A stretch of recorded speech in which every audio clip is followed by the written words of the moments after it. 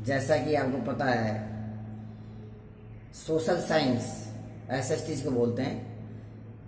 CBSE में दोनों medium में चलता है ये, हिंदी मीडियम और इंग्लिश मीडियम में। आपकी सबकी रिक्वायरमेंट के अनुसार कमेंट्स के बार बार कमेंट करने के बाद में जो पहले मैंने इंग्लिश की वीडियो बनाई, आपने कहा कि सर हिंदी मीडियम के लिए आप ऐसे बनाइए, क्योंकि सीबीएसई में जो ऐसे जो सब्जेक्ट है वे हिंदी और इंग्लिश दोनों मीडियम में चलता है।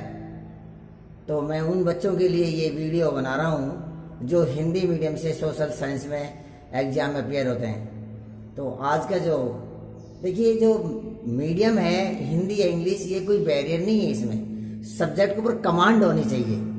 ये जरूरी है कि इंग्लिश मीडियम वाले के अच्छे मार्क्स आते हैं, हिंदी मीडियम के कम आते हैं, ऐसा कुछ नहीं है। तो आज हम 10th क्लास का चैप्टर नंबर 4 लेंगे, जो कृषि है, भूगोल का लेंगे। हमारा पार्ट है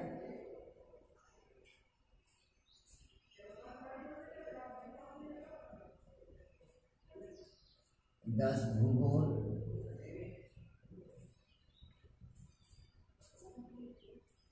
जो अध्याय है आपका, तो इसको हम कह सकते हैं पाठ नंबर 4 कृषि, या इसको खेती कहते हैं। इंग्लिश में इसको एग्रीकल्चर बोलते हैं।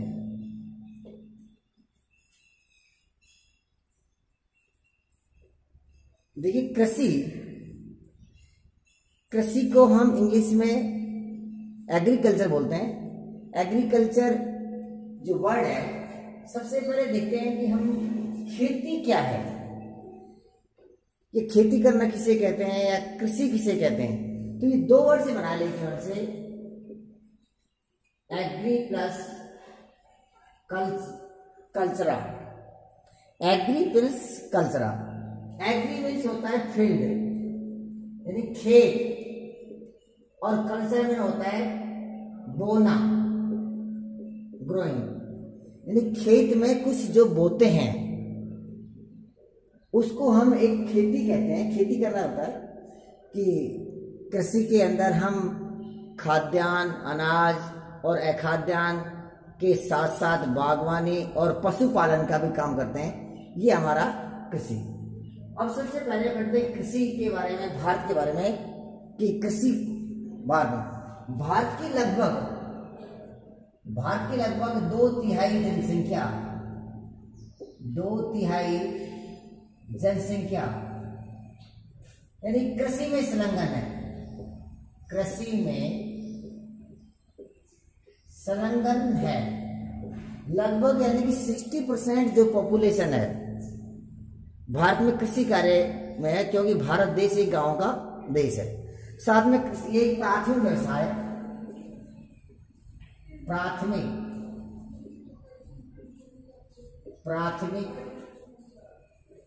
व्यवसाय है। ये हमारे प्राथमिक व्यवसाय है। खाद्यान्नों के अलावा कृषि में क्या होता है? खाद्यान्नों के अलावा उद्योगों के लिए कच्चा माल प्रदान करता है। कच्चा माल प्रदान करता है, उद्योग कच्चा माल प्रदान करता है। और उसमें पशुपालन भी है, साथ में इसको पशुपालन कार्य किया जाता है। तो ये भारत में कि जो कृषि है, लगभग 2/3 जनसंख्या कृषि कार्य में संलग्न है।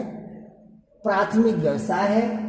खाद्यान्नों के अलावा उद्योगों के लिए जो कच्चा माल है, जैसे हमारे सूती वस्त्र उद्योग है, चीनी का उद्योग है, जूट का है, ये हमारे एग्रो बेस यानी कृषि के ऊपर निर्भर है। पशुपालन कार्य है, जिसको हम मिश्रित कृषि कहते हैं, कि खेती के साथ साथ पशुपालन करना। अगर हम विश्व में देखते हैं तो जो कृषि का जो उत्पादन है जो विश्व में हमारा भारत देश का दूसरा स्थान है, दूसरा स्थान कृषि उत्पादन में भारत का विश्व में द्वितीय स्थान है। फर्स्ट है चीन का, लेकिन पहला स्थान चीन का है और दूसरा स्थान भारत का है। अब हम देखते हैं कि भारत में कौन कौन से प्रकार की कृषि की जाती है। कृषि के प्रकार देखते हैं। कृषि के प्रकार क्योंकि भारत देश भौगोलिक, भौतिक, पर्यावरण, प्रौद्योगिकी, सामाजिक और सांस्कृतिक संरचना से भिन्न भिन्न देश है। क्योंकि आपने 9th क्लास में पढ़ा था कि भारत का जो भूभाग है सभी स्थान के ऊपर समान नहीं है। भारत में कहीं पर तो पर्वत है, कहीं पठार है, कहीं नदियां हैं, कहीं मैदान है, कहीं रेगिस्तान है। तो भारत की भौगोलिक स्थिति सभी जगह समान नहीं है, पर्यावरण समान नहीं है, जलवायु समान नहीं है, सिंचाई के साधन समान नहीं है और सांस्कृतिक समरूपता समान नहीं है और अलग अलग पार्ट में खाद्यान्न भी अलग अलग खाया जाता है। जैसे दक्षिण भारत में इडली डोसा खाए जाते हैं, राजस्थान में आप बाजरे का ज्यादा महत्व, बाजरा, बिहार के अंदर और वेस्ट बंगाल में चावल अधिक खाते हैं। तो खाद्यान्न भी अलग है। तो इसलिए हम देखते हैं कृषि के कितने प्रकार हैं। भारत में कृषि कितने प्रकार की है? मुख्य रूप से 3 प्रकार की कृषि की जाती है।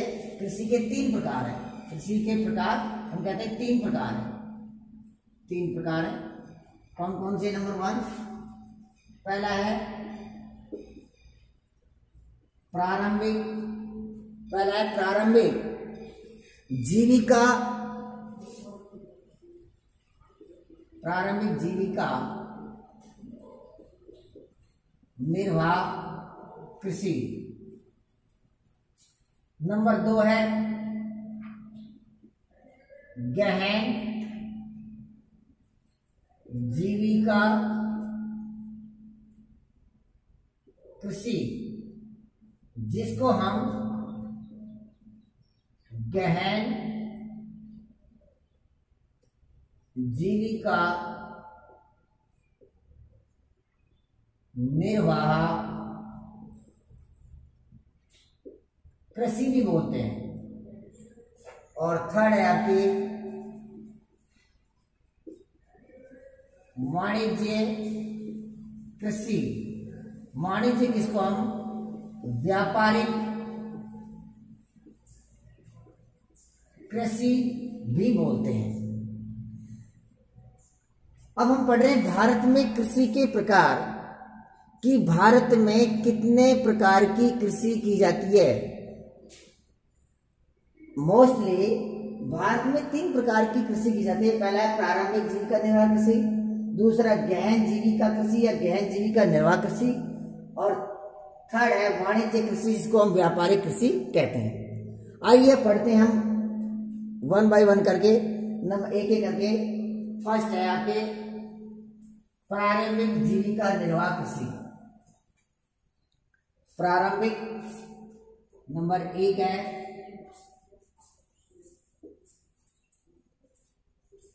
प्रारंभिक जीविका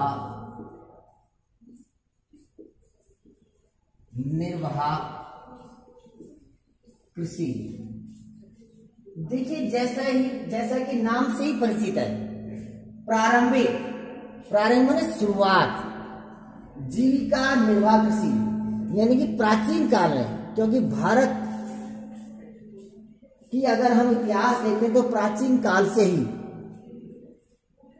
कि भारत के जो लोग हैं वे अपने जीविका निर्वाह करने के लिए जो सबसे पहले कृषि का काम करते थे उसको प्रारंभिक जीविका निर्वाह कृषि कहते थे। अर्थात अपने जीवन यापन के लिए जो कृषि का काम किया जाता था उसको प्रारंभिक जीविका निर्वाह कृषि कहते हैं। इसकी क्या विशेषता है? इसकी सबसे पहले इसकी विशेषता देखते हैं कि क्या क्या इसकी विशेषता है, क्या होता है इसमें विशेषताएं, इसकी कुछ विशेषताएं प्रारंभिक जीवन निर्वाह कृषि की। जैसे नंबर 1, ये भारत के आज भी कुछ भागों में की जाती है। जो भारत है, भारत के आज भी कुछ भागों में की जाती है। भारत के कुछ भागों में आज भी की जाती है। भारत के जो कुछ भाग है उनमें आज भी इस प्रकार की जो कृषि है ना वे की जाती है। सभी क्षेत्र में जहां पर सिंचाई की सुविधा नहीं है तो वहां पर इस प्रकार कृषि की जाती है। दूसरा, प्रारंभिक जीवन निर्वाह कृषि का क्या है, इसमें भूमि के छोटे छोटे टुकड़ों पर, भूमि के छोटे छोटे टुकड़ों पर, भूमि के छोटे छोटे टुकड़ों पर, यानी भूमि के छोटे छोटे टुकड़ों पर ये कृषि की जाती है। तीसरे क्या है, पुराने औजार होते हैं, पुराने या आदिम कृषि उपकरण, क्योंकि जैसे कि नाम है प्रारंभिक, पहले आज का समय तो मॉडर्न टाइम है, कृषि के नए नए उपकरण आ रहे हैं, लेकिन पहले पुराने औजार किए जाते थे। पुराने औजार जैसे अपना फावड़ी है, डॉ जिसको कहते हैं, खुरपा है, इनसे यानी जैसे आपका खुरपी, फावड़ा, लकड़ी का हल, यानी उसको खोदने के लिए पहले ऐसा नहीं था। नेक्स्ट और देखते हैं जिसमें मानसून पर निर्भर है, मानसून पर निर्भर। प्रारंभिक जीविका जो निर्वाह कृषि है मानसून पर निर्भर है। प्राकृतिक खाद किया जाता है, प्राकृतिक खाद का प्रयोग किया जाता है। साथ में इसमें परिवार के सदस्य, परिवार के या समुदाय के सदस्य ही इसमें मेहनत करते हैं, परिवार के सदस्य इसमें मेहनत करते हैं। तो ये जो प्रारंभिक जीवन निर्वाह कृषि है कि भारत के कुछ भाग में की जाती है, भूमि के छोटे छोटे टुकड़ों पर की जाती है, पुराने औजार होते हैं, इसमें पुराना तरीका होता है, केवल अपने परिवार का भरण पोषण के लिए किया जाता है, अपने परिवार के भरण पोषण के लिए, भरण पोषण, जैसा कि जीविका निर्वाह, यानी इस प्रकार की कृषि में जो उत्पादन है, जो अनाज होते हैं उसको बेचा नहीं जाता है, केवल अपने परिवार के भरण पोषण के लिए इस प्रकार की कृषि की जाती है। इसे कर्तन दहन कृषि भी कहते हैं। कर्तन दहन कृषि क्यों कहते हैं इसको, क्योंकि पहले जैसे प्राकृतिक जो वनस्पति थी उस प्राकृतिक वनस्पति को काटकर, जैसे मान लीजिए ये कोई फील्ड है, इस फील्ड को इतने कुछ में जैसे प्राकृतिक वनस्पति खड़ी है, इसको पहले काट दिया जाता था, प्राकृतिक वनस्पति को उसको प्लान कर दिया जाता था, और जो प्राकृतिक वनस्पति को काट दिया तो इस वनस्पति को जला दिया जाता था। जलाने के बाद में इसकी जो राख होती थी उस राख को फैला दिया जाता था, जो खाद का काम करती थी, और उसमें ये पुराने औजार हैं, पुराने जो तरीके हैं, उसमें बीजों को बिखेर कर खेती की जाती थी। परिवार के सदस्य काम करते थे, परिवार का केवल भरण पोषण हो जाए इसको काम करते, इसलिए इसका नाम है प्रारंभिक। प्रारंभिक में शुरुआत में जो कृषि करते थे वे केवल परिवार के लोग इकट्ठे होकर सब करते थे, यानी मजदूर लोग नहीं लेके आते थे, और उस प्रकार कृषि करते थे।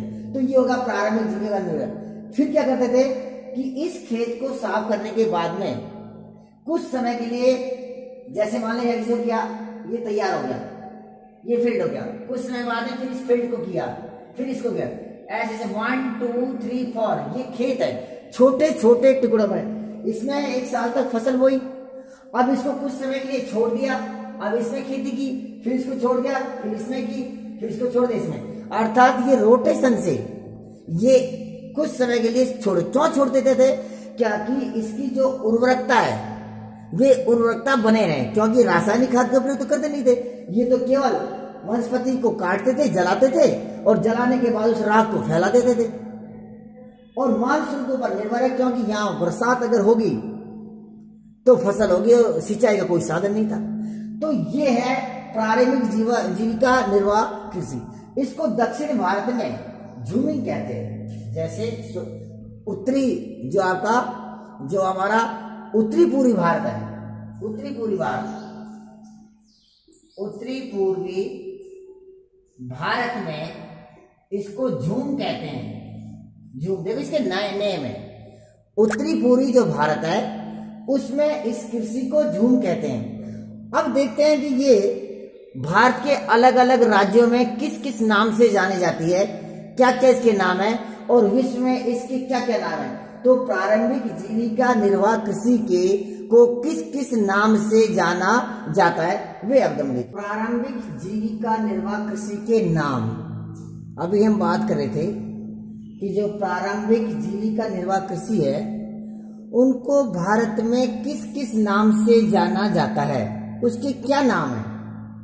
जैसे उत्तरी पूर्वी राज्य है, उत्तरी पूर्वी राज्य जैसे असम है, मेघालय है, मिजोरम और नागालैंड, यहाँ पर इसको झूम बोलते हैं। झूम, जिसको हम झूमिंग कृषि भी बोलते हैं, इसको झूम बोलते हैं। मणिपुर में इसको बोलते हैं पामलू, मणिपुर बोलते हैं पामलू। छत्तीसगढ़ के बस्तर जिले और अंडमान निकोबार जो द्वीप समूह है वहां इसे बोलते हैं दीपा। क्या बोलते हैं इसको? दीपा।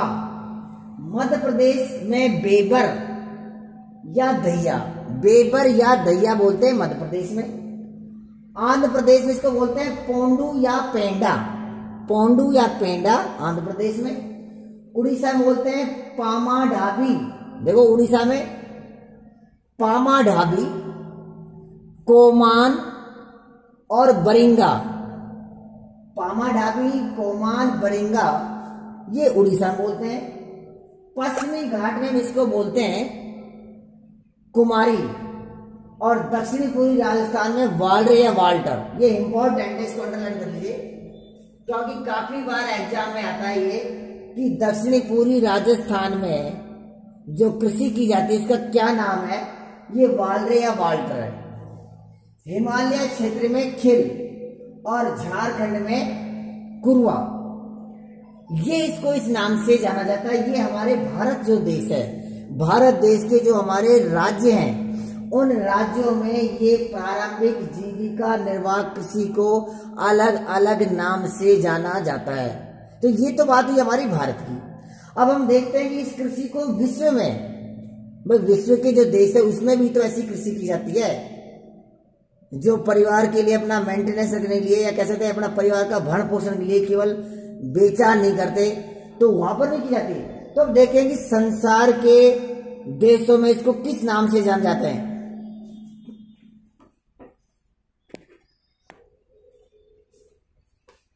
अब हम देखते हैं कि प्रारंभिक जीविका जो निर्वाह कृषि है, जैसे भारत देश के अलग अलग राज्यों में अलग अलग नाम से जाना गया था, ऐसे विश्व में या संसार में जो विश्व के जो देश हैं जो कृषि करते हैं उसमें इसको किस नाम से जाना जाता है, किसको? प्रारंभिक जीविका निर्वाह कृषि को। जैसे नंबर 1 है मैक्सिको और मध्य अमेरिका में मिलप्पा, जो मैक्सिको और मध्य अमेरिका है वहां पर इसको मिलप्पा बोलते हैं।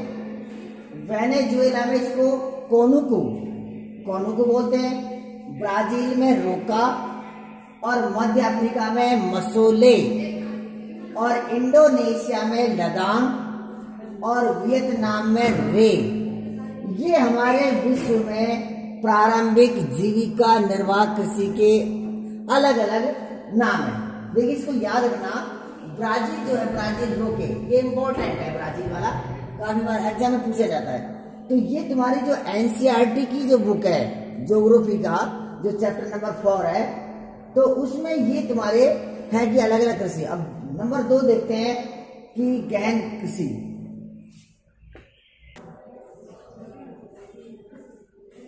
अब दूसरा प्रकार देखते हैं कृषि का, गहन जीविका कृषि जिसे हम गहन जीविका निर्वाह कृषि भी कहते हैं। जैसा कि बिंदु से स्पष्ट है कि गहन का मतलब गहरा,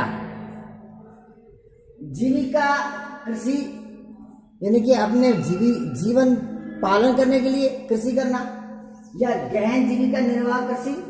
जो पहले वाली जो कृषि थी नंबर 1, प्रारंभिक जीविका निर्वाह कृषि, उससे थोड़ा हटकर यानी थोड़ा ऊंचे लेवल के ऊपर जो कृषि की जाती है उसमें उसी को ये कहते हैं गहन जीविका निर्वाह कृषि।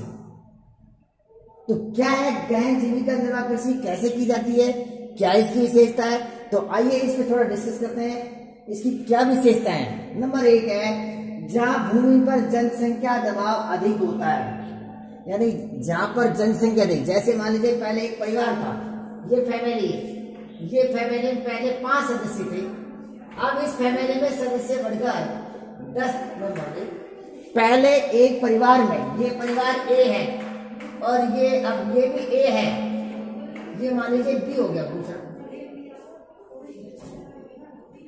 पहले मान लीजिए परिवार ए था, उसके 5 सदस्य थे, वे ज्वाइंट फैमिली में रहते थे। धीरे धीरे इनकी संख्या बढ़ गई, उनके बच्चे हुए, अब उनकी सदस्य संख्या 10 हो गई।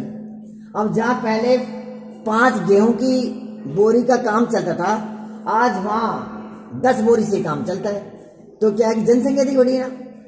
तो क्या है कि जहां पर जनसंख्या का दबाव हो, अर्थात जहां पर जनसंख्या बढ़ जाती है तो भाई खाद्यान्न भी अधिक चाहिए।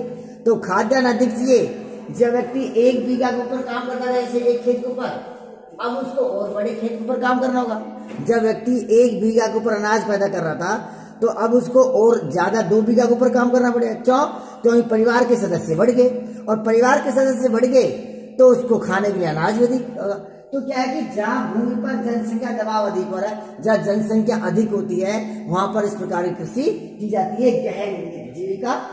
गहन माने गहन, दूसरा है श्रम गहन कृषि या खेती, उसमें अधिक। देखिए जब पहले एक छोटे टुकड़े पे काम करेगा, अब बड़े बड़े टुकड़ों पे काम करेंगे, अधिक काम करेगा, तो श्रम शक्ति भी बढ़ेगी, यानी मजदूरी बढ़ेगी, लागत बढ़ेगी, ज्यादा व्यक्ति काम करेंगे, ज्यादा उत्पादन भी करेंगे, तो श्रम शक्ति बढ़ जाएगी। अधिक उत्पादन के लिए अधिक मात्रा में भाई अधिक उत्पादन करना है, क्योंकि परिवार के सदस्य बढ़ गए ना, जनसंख्या पर दबाव बढ़ गया ना, तो अधिक उत्पादन के लिए अधिक मात्रा में मेहनत भी करेंगे, पैसे को इन्वेस्टमेंट भी करेंगे, रासायनिक निवेश भी करेंगे, खाद वगैरह भी डालेंगे, इसमें यूज करेंगे, अधिक पैसे खर्च करेंगे। प्रारंभिक जीवन निकाय में ऐसा नहीं था, यानी बिल्कुल उससे अलग है। सिंचाई का प्रयोग किया जाता है गहन जीविका निर्वाह कृषि में, तो सिंचाई का प्रयोग किया जाता है, क्योंकि बिना सिंचाई की कृषि नहीं, अधिक उत्पादन करना है, और अधिक उत्पादन तो तभी करेंगे जब हमारे पास सिंचाई की सुविधा हो। मानसून पर निर्भर रहेंगे तो भारतीय कृषि तो भाई एक जुआ है, मानसून आ गया तो फसल अधिक हो गई, और मानसून नहीं आया तो किसान बर्बाद हो जाता है। जैसे जुए में जब खेलते हैं तो जुए में पता नहीं है कौन हारेगा कौन जीतेगा, इसलिए भारतीय कृषि को तो एक जुआ मानते हैं। सिंचाई का प्रयोग ज्यादा, कौन कौन से ऐसे हमारे भारत के जो राज्य हैं जहां पर ये गहन जीविका निर्वाह कृषि, जहां पर जनसंख्या का दबाव है, जैसे मध्य प्रदेश, छत्तीसगढ़, असम, उत्तरी पूर्वी राज्य, आंध्र प्रदेश, उड़ीसा जैसे, और जैसे बिहार जैसे, इन राज्यों में इस प्रकार की कृषि की जाती है। फिर क्या है, पीढ़ी दर पीढ़ी जोतों का आकार छोटा और लाभप्रद होता है।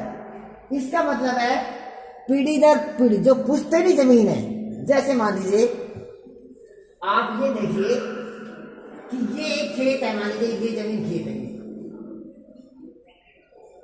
और ये 5 बीघा का खेत है,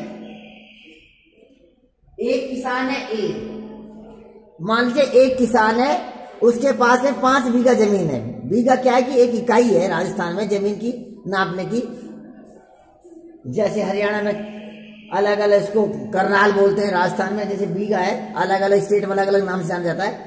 तो मान लीजिए एक किसान के पास में 5 बीघा जमीन है और उसके पास के 5 पुत्र हैं, और 5 पुत्रों का अब संयुक्त परिवार चल रहा है, तब तो एक खेत में काम कर रहे हैं। लेकिन जब 5 पुत्रों की आपस में नहीं बनती, यही बात सीखिए ग्रामीण क्षेत्र में कि पुरुषों की बन जाती है तो हो सकता है किसी न किसी कारण घर में थोड़ा डिस्प्यूट हो जाता है किसी कारण से।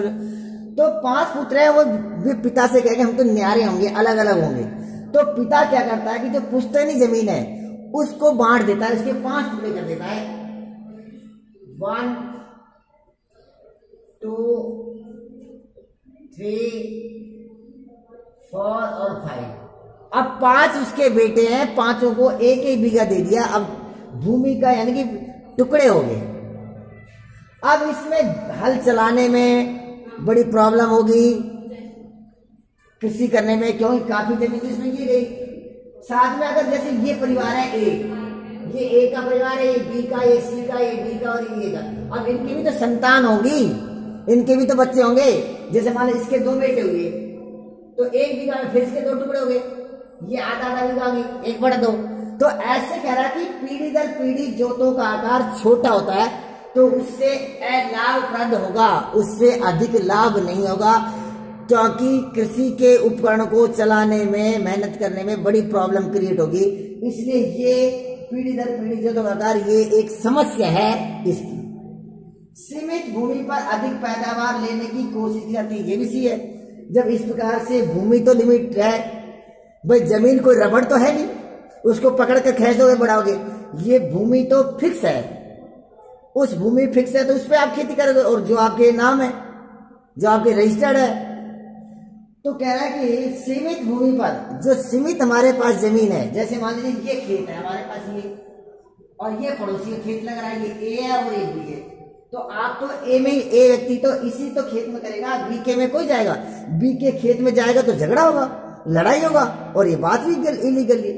तो कह रहा है कि सीमित भूमि पर पैदावार लेने की कोशिश किया था कि कम समय में अधिक उत्पादन। कृषि भूमि पर दबाव, और इसलिए भूमि के ऊपर दबाव बन रहा है, क्योंकि किसान बार बार उस भूमि में एक फसल बोई, फिर उसको काटा, फिर दोबारा बोई, फिर तीसरी, ऐसे लगातार भूमि के ऊपर दबाव बनता रहता है। तो ये थी हमारी गहन जीविका निर्वाह कृषि। अब हम तीसरी नंबर पे देखते हैं वाणिज्यिक, तीसरा प्रकार देखते हैं वाणिज्यिक कृषि, व्यापारिक कृषि। देखिए हम पढ़ रहे भारत में कृषि के प्रकार। फर्स्ट पढ़ी थी आपने प्रारंभिक जीविका निर्वाह कृषि, दूसरी पढ़ी थी गहन जीविका निर्वाह कृषि या गहन कृषि, थर्ड है वाणिज्य कृषि। वाणिज्य कृषि को व्यापारिक कृषि भी कहते हैं। देखो जी नाम से स्पष्ट है। देखो ऐसे इसको पढ़ने का तरीका सबसे बिल्कुल आप उसको वर्ड को समझिए। ऐसे सब्जेक्ट बहुत सरल पढ़ना पड़िए आप उसको। वाणिज्य कृषि या व्यापारिक कृषि, जैसे नाम से स्पष्ट है कि वाणिज्य या व्यापार, ऐसी कृषि जिससे हम व्यापार करते हैं, यानी व्यापार करते हैं, ये व्यापार, अब व्यापार करते हैं तो ऐसी कृषि तो बड़े क्षेत्र में हो जाएगी होगी, ज्यादा पैसे खर्च करेंगे, अधिक उसमें इन्वेस्टमेंट करेंगे और उससे अधिक लाभ होगा, बड़े क्षेत्र में करेंगे, नए नए बीज लेके आएंगे, नए नए खाद का प्रयोग करेंगे, नई नई दवाइयां डालेंगे, नई नई ज्यादा जो कीमत देने वाले पेड़ हैं उनको लगाएंगे। तो इस प्रकार से हम करेंगे तो हमको अधिक लाभ होगा। तो देखते हैं कि व्यापारिक कृषि की क्या क्या विशेषता है। सबसे पहले कि आधुनिक निवेश, प्रारंभिक कृषि की तरह नहीं, मॉडर्न टाइम है, व्यापार कर रहे हैं हम, उसके ज्यादा पैसे कमाएंगे, हमारी अर्थव्यवस्था को मजबूत करेंगे, तो भाई आधुनिक निवेश करेंगे। ये जो नए नए जो तकनीकी चल रही है, जो मशीनें चल रही है, नए नए कृषि के औजार चल रहे हैं, उपकरण चल रहे हैं, रासायनिक खाद चल रहे हैं, बीज चल रहे हैं, नए नए कीटनाशक दवाइयां हैं, नई नई दवाइयां छिड़कने के लिए किसान नई नई दवाइयां का यूज करता है, नए नए खाद का प्रयोग करता है, अच्छे हाइब्रिड के बीज लेकर आए, तो उसमें तो पैसे खर्च होते हैं। तो आधुनिक निवेश करेंगे, उच्च पैदावार प्राप्त करना, ये भी है। जब हम व्यापार करेंगे तो हम पैदावार को अधिक करेंगे कि भाई अधिक से अधिक लाभ हो। जैसे मोस्टली जैसे सरसों है, हम तो हम चाहते हैं ज्यादा से ज्यादा हो, तो अधिक पैदावार करेंगे। हरित क्रांति, देखिए हरित क्रांति क्या है। हरित क्रांति लगभग, हरित क्रांति भारत में 1967-68 में आई थी हरित क्रांति। तो हरित क्रांति क्या थे, खाद्यान्न के उत्पादन को बढ़ाने के लिए एक क्रांति थी कि कृषि के क्षेत्र में कि जो खाद्यान्न है उसको अधिक उत्पादन किया जाए कम समय में। तो उसमें जो HY सीड्स है, हाइब्रिड, जो हाइब्रिड सीड है, आज देखिए आधुनिक कृषि में जो छोटा सा प्लांट इतना सा नींबू का 1 फुट के प्लांट में नींबू लगने जाते हैं, अंगूर लगने उसमें जैसे आपकी उसकी अमरूद लगने जाते हैं। छोटे छोटे जो प्लांट है ना, पौधे, उसमें फल लगने जाते हैं। तो ये क्या है? ये हाइब्रिड्स है, ये हाइब्रिड है। तो कह रहा है कि हाइब्रिड्स का प्रयोग होने लगा।